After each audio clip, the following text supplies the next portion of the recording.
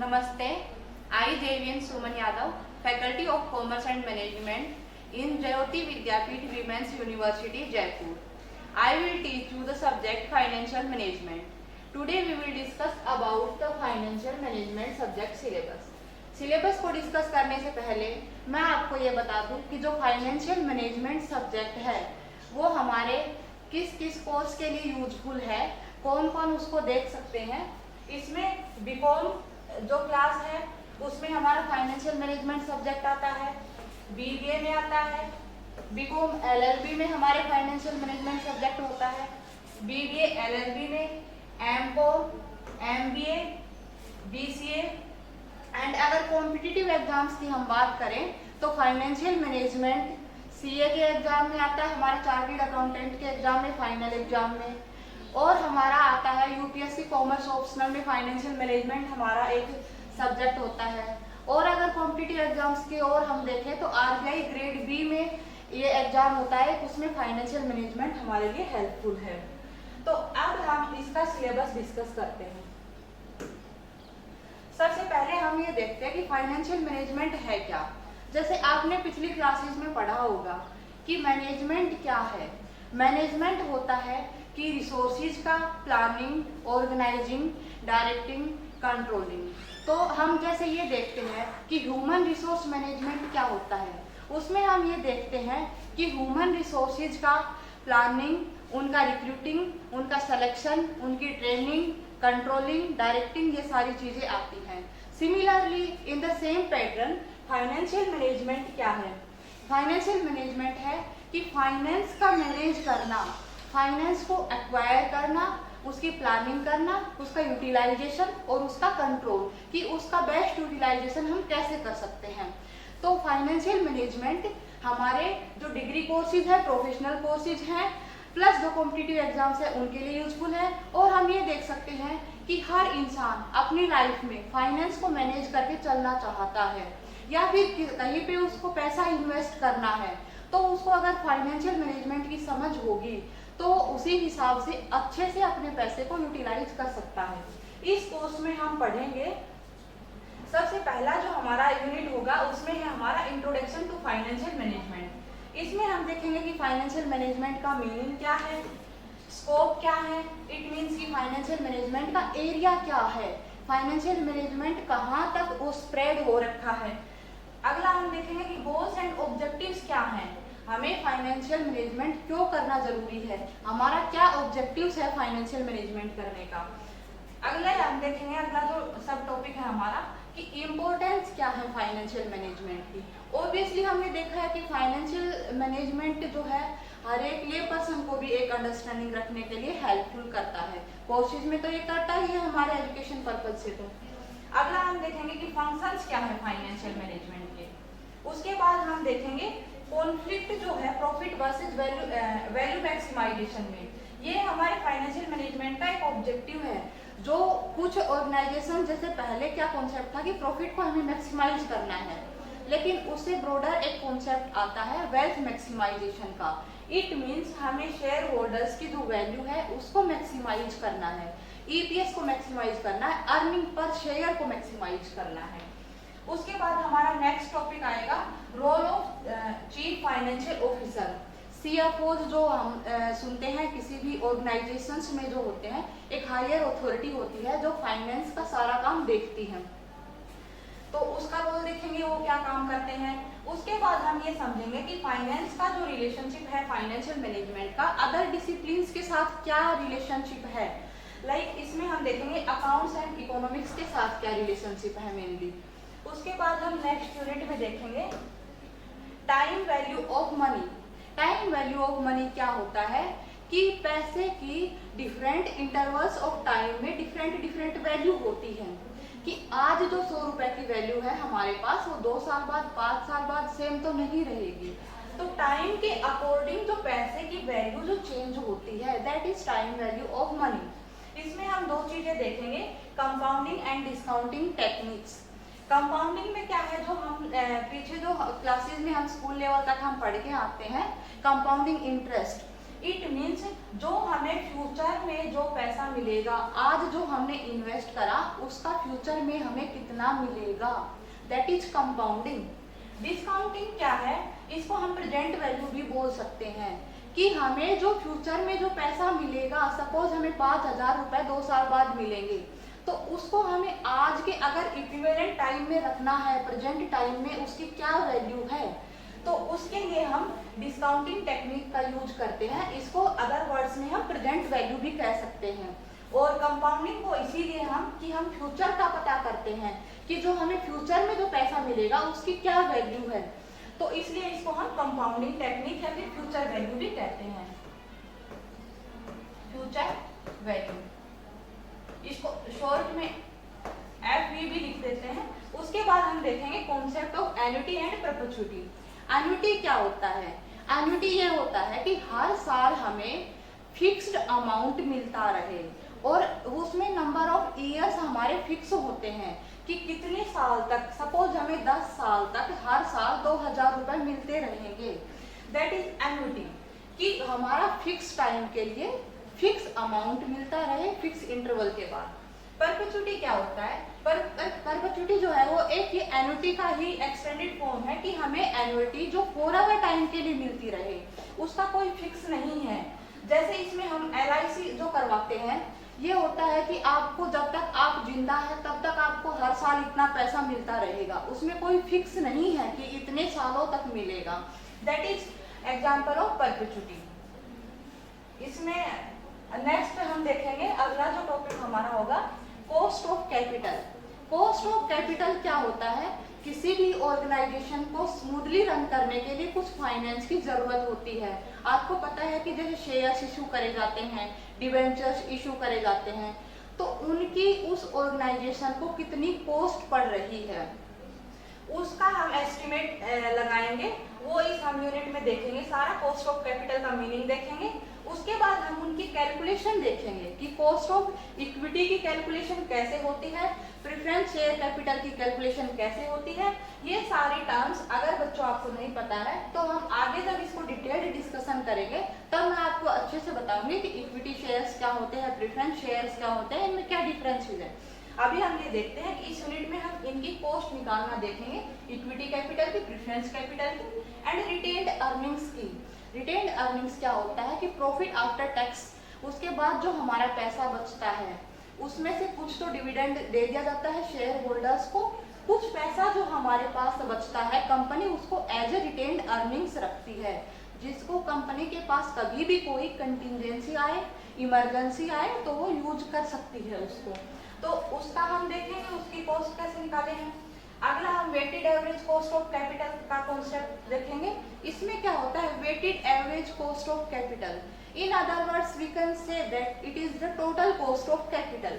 इन सभी से जो हम कॉस्ट निकालेंगे उसका जो टोटल होगा उसको वेट गिवन कर दिया जाएगा, उसके बाद मल्टीप्लाई करके जो हमारे पास आएगा that is weighted average cost of capital. इसको हम दूसरे वर्ड्स में टोटल कॉस्ट ऑफ कैपिटल भी कह सकते हैं। नेक्स्ट यूनिट में हम क्या देखेंगे, लिवरेज एनालिसिस। लिवरेज एनालिसिस इस यूनिट में हम देखेंगे लिवरेज एनालिसिस का meaning, types and estimation of financial operating and combined leverage. अब मैं आपको बताऊं कि लिवरेज क्या होता है। लिवरेज ये होता है कि हम फाइनेंस के टर्म में अगर हम देखेंगे, वैसे जनरल जो आपको मीनिंग बताऊं लिवरेज का, ये होता है किसी भी डिपेंडेंट फैक्टर के ऊपर इंडिपेंडेंट फैक्टर का क्या इम्पैक्ट आता है, कि कोई एक इंडिपेंडेंट वेरिएबल हमने ले लिया, उसके ऊपर जो डिपेंडेंट वेरिएबल है उसका क्या इम्पैक्ट आ रहा है, दैट इज लिवरेज। और इसको हम फाइनेंस के टर्म में अगर देखें तो फाइनेंस के टर्म में फाइनेंशियल लिवरेज जो होता है वो ये होता है कि जैसे जैसे हम इक्विटी के साथ डेट का अमाउंट बढ़ाते जाएंगे वैसे वैसे हमारा कॉस्ट ऑफ कैपिटल कम होता जाएगा, वैल्यू ऑफ फर्म बढ़ती जाएगी। तो इसलिए फाइनेंशियल लिवरेज को अच्छा माना जाता है। तो फाइनेंशियल लिवरेज क्या है कि इक्विटी के साथ डेट का कॉम्बिनेशन। एक बेस्ट फाइनेंशियल लिवरेज क्या होगा कि डेट के साथ इक्विटी का एक ऑप्टिमल कॉम्बिनेशन जो हमारी कॉस्ट ऑफ कैपिटल को रिड्यूस करे एंड वैल्यू ऑफ फर्म को इंक्रीज करे।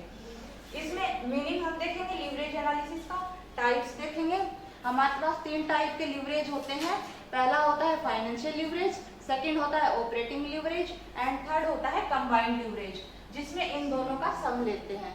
इन सब को डिटेल्ड हम जब आगे चैप्टर्स पढ़ेंगे तब देखेंगे। इसके बाद हम देखते हैं नेक्स्ट यूनिट हमारी होगी कैपिटल स्ट्रक्चर के ऊपर।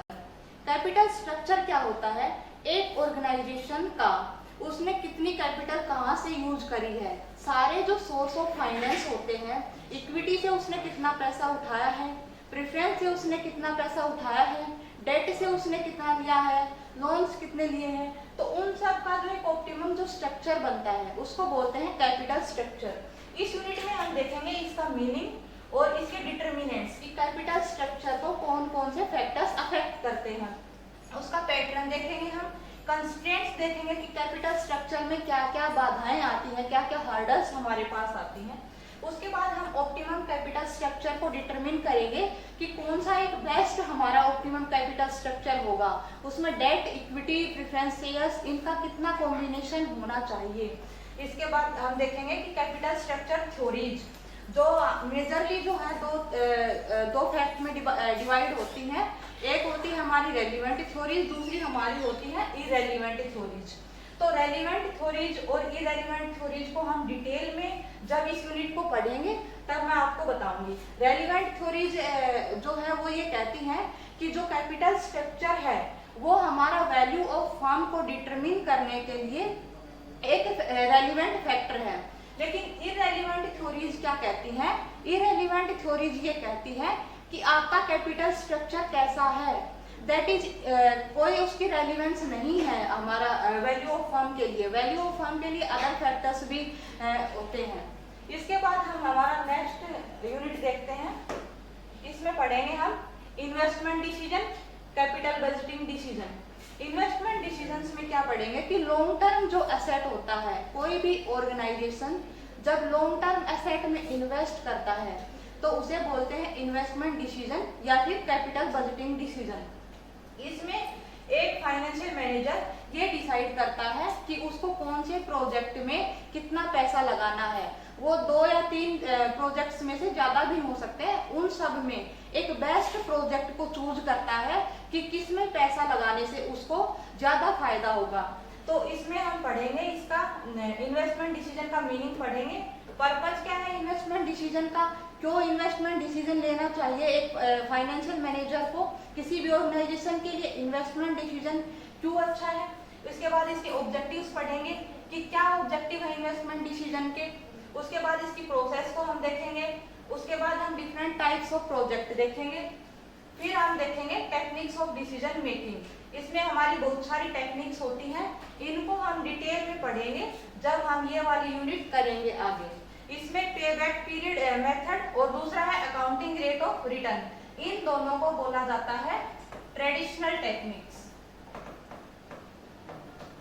और ये जो हमारी बाकी बची हुई है इनको हम मॉडर्न टेक्निक्स कह देते हैं, क्योंकि इनका रीजन क्या है कि पे बैक पीरियड मेथड और अकाउंटिंग रेट ऑफ रिटर्न जो है ये टाइम वैल्यू ऑफ मनी को कंसीडर नहीं करते हैं।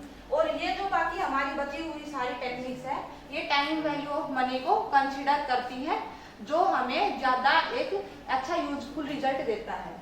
इसके बाद हम हमारा नेक्स्ट यूनिट देखते हैं। नेक्स्ट यूनिट में हम पढ़ेंगे डिविडेंड डिसीजन। डिविडेंड डिसीजंस क्या होता है कि आपको बताया कि प्रॉफिट जो है हमारा टैक्स पे करने के बाद उसको एक हमारे पास 2 ऑप्शन होते हैं, या तो हम उसको as a dividend share holders को डिस्ट्रीब्यूट कर दें या फिर हम उसको रिटेन्ड अर्निंग्स में रख लें।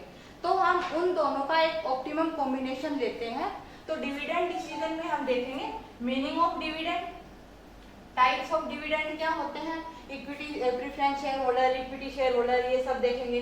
और जो डिविडेंड पॉलिसी है उसमें इश्यूज क्या क्या है, मीन्स कि उसमें क्या क्या चैलेंजेस होते हैं जो डिविडेंड पॉलिसी को अफेक्ट करते हैं।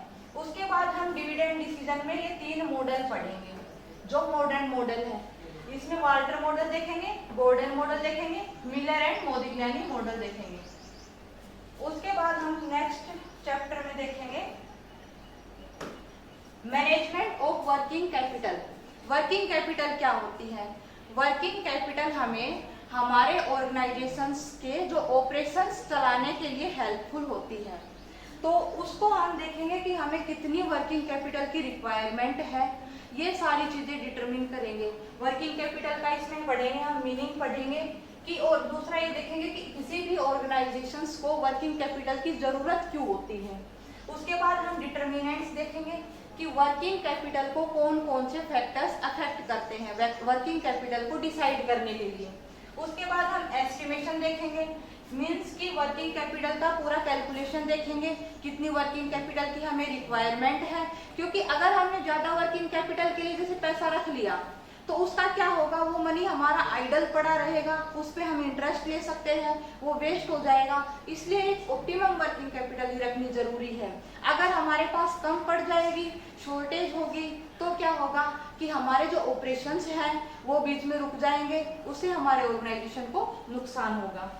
इसमें हम देखेंगे ऑपरेटिंग साइकिल मेथड देखेंगे वर्किंग कैपिटल को डिटरमिन करने के। नेक्स्ट हमारा नेट करंट एसेट मेथड देखेंगे, उसके बाद प्रोजेक्टेड बैलेंस शीट मेथड देखेंगे, उसके बाद हम देखेंगे कि वर्किंग कैपिटल की फाइनेंसिंग कैसे होती है। तो ये जो 3 मेथड हैं ये हमारे वर्किंग कैपिटल को एस्टिमेट करने के मेथड है कि कितनी एक वर्किंग कैपिटल किसी ऑर्गेनाइजेशन को चाहिए। इसके बाद नेक्स्ट यूनिट में हम देखेंगे management of cash and marketable securities. Cash आता है किसी भी ऑर्गेनाइजेशन में जब हम आउटफ्लो कर रहे हैं, अगर हम किसी प्रोजेक्ट में पैसा लगा रहे हैं, इट मींस आउटफ्लो, उससे कुछ पैसा आ रहा है, उसको हम बोलते हैं इनफ्लो। तो आउटफ्लो एंड इनफ्लो का जो मैनेजमेंट है उसको बोला जाता है कैश मैनेजमेंट। इसमें हम देखेंगे कि जो कैश मैनेजमेंट है वो क्यों जरूरी है, उसके क्या मोटिव्स हैं। इसमें 3 मेन मोटिव्स होते हैं, उनको हम बाद में देखेंगे जब चैप्टर पूरा डिटेल्ड देखेंगे। इसमें ऑब्जेक्टिव्स देखेंगे कैश मैनेजमेंट क्यों करना जरूरी है, फॉर्मेट देखेंगे हम कैश बजट कैसे बनता है उसका फॉर्मेट करेंगे। उसके बाद हम कैश मैनेजमेंट के कुछ मॉडल्स डिस्कस करेंगे जिसमें बोमोल मॉडल है और मिलर एंड ओर मॉडल है। उसके बाद हम कैश मैनेजमेंट की कुछ बेसिक स्ट्रेटजीज देखेंगे, फिर हम कैश मैनेजमेंट की कुछ टेक्निक्स को देखेंगे। इसके बाद हमारा नेक्स्ट यूनिट जो होगा वो होगा इन्वेंट्री मैनेजमेंट। इन्वेंट्री क्या होता है, इन्वेंट्री एंड स्टॉक में डिफरेंस है। स्टॉक तो हमारा होता है फिनिश्ड गुड्स का, लेकिन इन्वेंट्री क्या होता है उसमें हमारा फिनिश्ड गुड्स आ जाती है, सेमी फिनिश्ड गुड्स भी आ जाती है एंड रॉ मटेरियल भी आ जाता है। तो उनको मैनेज करना कि कितना हमें इन्वेंट्री चाहिए उसके बारे में जब हम देखते हैं उसको इन्वेंट्री मैनेजमेंट बोलते हैं। तो इस यूनिट में हम देखेंगे इन्वेंट्री मैनेजमेंट का मीनिंग, मोटिव्स, इन्वेंट्री मैनेजमेंट के टाइप्स देखेंगे हम। उसके बाद देखेंगे कि कॉस्ट कितनी होती है इन्वेंट्री मैनेजमेंट में, कैसे कैलकुलेट की जाती है। उसके बाद हम देखेंगे इन्वेंट्री मैनेजमेंट की टेक्निक्स, जिसमें मेनली ये हमारी टेक्निक्स हैं एबीसी एनालिसिस, उसके बाद ईओक्यू बोल देते हैं इसको, इकोनॉमिक ऑर्डर क्वांटिटी, उसके बाद रीऑर्डर लेवल, इट मींस कि हमें दूसरा ऑर्डर कब देना है उस चीज को डिसाइड करेंगे। अगला जस्ट इन टाइम इन्वेंट्री, ये वाला मेथड देखेंगे। उसके बाद हम देखेंगे एफएसएन एनालिसिस, इट मींस क्या है कि फास्ट मूविंग जो गुड्स है उसको पहले रखेंगे, उसके बाद स्लो मूविंग को, उसके बाद नॉन मूविंग गुड्स को। ये उसके बाद हम अगली यूनिट पे चलते हैं। अगली है हमारी रिसीवेबल मैनेजमेंट। इसमें हम ये देखेंगे कि हमें जो पैसा मिलेगा उसका हम मैनेजमेंट करेंगे कि हमने कितना पैसा लेना है, बाहर से जो उधार पे हमने चीजें बेची है उसको कैसे मैनेज करेंगे, उसको कैसे रिकवर करेंगे, उसके बारे में देखेंगे। तो रिसीवेबल मैनेजमेंट का मीनिंग देखेंगे इस यूनिट में हम। उसके बाद एस्पेक्ट्स देखेंगे, उसके बाद हम देखेंगे कॉस्ट कितनी है रिसीवेबल्स की, उसको कैलकुलेट करेंगे। उसके बाद हम देखेंगे कि रिसीवेबल्स से हमें बेनिफिट्स क्या हैं। फिर हम क्रेडिट पॉलिसी देखेंगे, इसमें क्रेडिट इवैल्यूएशन देखेंगे, क्रेडिट कंट्रोल देखेंगे। मेनली ये तीनों एस्पेक्ट्स ही हैं, रिसीवेबल मैनेजमेंट के 3 एस्पेक्ट्स हैं, credit policy, credit evaluation and credit control. इन सबको डिटेल में हम जब अगला यूनिट पढ़ेंगे तब देखेंगे। अब अगली हमारी जो लास्ट यूनिट है वो है पेएबल मैनेजमेंट। रिसीवेबल तो हमने देख लिया कि हमने कितना पैसा लेना है, पेएबल मैनेजमेंट क्या है कि हमने जो पैसा देना है वो कितना देना है, जो करंट लायबिलिटीज से रिलेटेड है। तो इसमें हम इसका मीनिंग देखेंगे और दूसरा हम देखेंगे कंप्यूट करेंगे, कैलकुलेट करेंगे जो पेएबल्स है उनकी कॉस्ट कैसे निकाली जाती है उसका कैलकुलेशन देखेंगे। तो ये आपका हमारा फाइनेंशियल मैनेजमेंट का पूरा सिलेबस था, जिसको हमने ब्रीफली डिस्कस किया। अब आगे आने वाले चैप्टर्स में हम यूनिट वाइज इनको डिटेल्ड डिस्कस करेंगे। Thank you.